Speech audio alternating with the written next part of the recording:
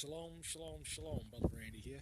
Wanted to do a quick update on the maple tapping. I began to tap the trees. Now, basically, what we have here is four taps going into one tree. Now, it's all based on the diameter of the tree, and that dictates how many taps that you can put in the tree. So, what I've decided to do is not tap all of the trees. I'm just going to tap the very large trees because I can get at least 5 taps into at least 5 trees. So that's at least 25 taps right there. This is another tree that I'll tap. But all of these trees that's going all the way down, I'm not going to tap them all. It takes hands to do stuff like this. So,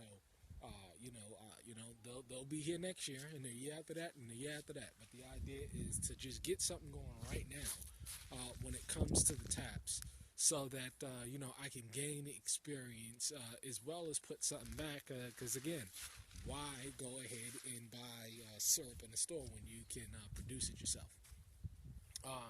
But again, it's all about that production. It's all about just taking baby steps and learning.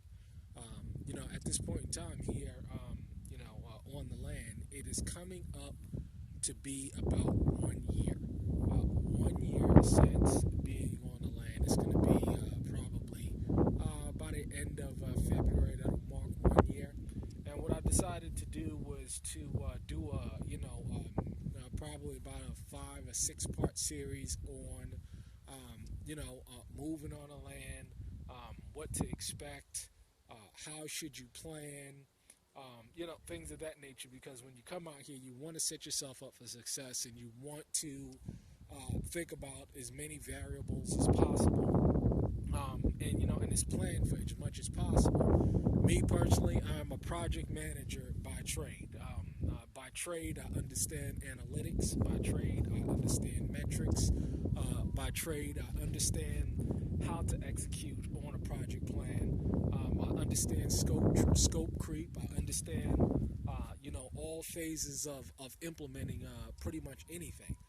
And it's all pretty much the same kind of process, whether you're scoping out something to, a discovery phase, to,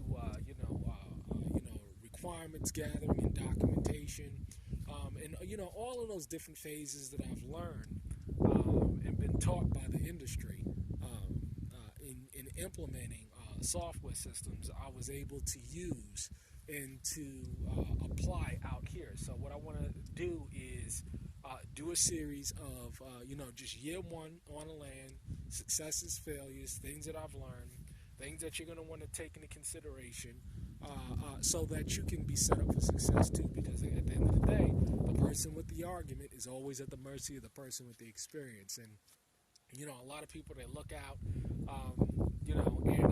this is 2016, and it's far different, than previous years. Because this is a whole different time of coming out. Because people are strained. They don't have no jobs. The jobs that are being produced today are low paying, $25,000 and under jobs that don't pay much, and you got to work an extraordinary amount of hours to get paid or work.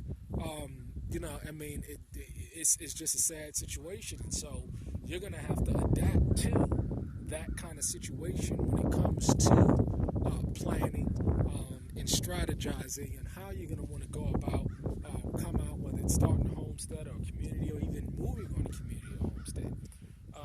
You're going to want to make sure that you have all your ducks in a row. Because once you pull down, you make the decision is made. And what they say about those who put their hand to the plow and turn back. So you got to move forward.